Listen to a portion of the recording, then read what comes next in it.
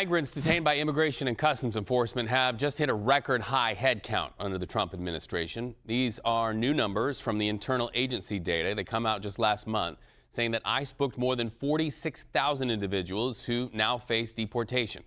That number is up by a few thousand since June as we compare year over year, month over month. Now, CBS News immigration correspondent Camilo Montoya-Galvez has that exclusive reporting. So is this escalation turning up the heat, as Mark-Wayne Mullen promised in a recent news conference? And how does he compare number to number, month to month, with the predecessor, Kristi Noem?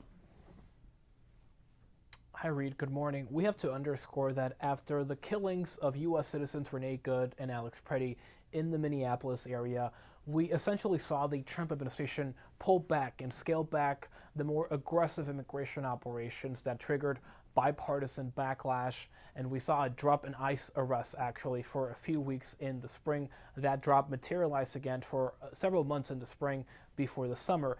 Now what we're seeing, Reed, is a dramatic expansion this summer of ICE enforcement across the country, but importantly, Reed, it is being done in a somewhat more quieter way. And the administration is doing that by not launching the in-your-face massive operations that target specific cities like Chicago, Los Angeles, and Minneapolis like we saw last year, but instead cracking down on non-citizen travelers at airports, arresting individuals who are going through TSA screening lines and other parts of the airport by sending more boots and more ICE agents to communities across the country, not necessarily concentrating in one particular part of the country. And as you noted, the White House is pressuring ICE, Reed, to record about 2,000 daily arrests.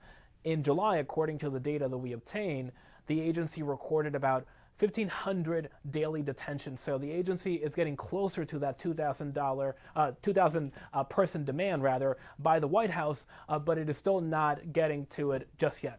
What do these numbers reveal about the people, Camilo?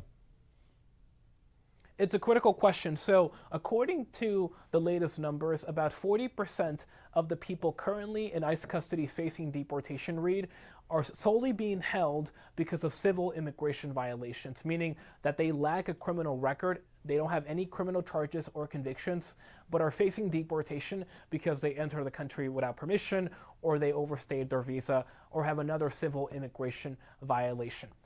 The other folks in ICE detention have criminal charges or convictions in addition to being in the country illegally. So ICE is still arresting individuals who, in addition to being in the country illegally, have criminal records. Now, the severity of their crimes is not something that is listed right now on that public database. What we do know is that many of the individuals being arrested as part of the crackdown at the airports are non-criminals, are immigrants in many cases who have pending legal immigration cases, Reed, but whose underlying status has lapsed.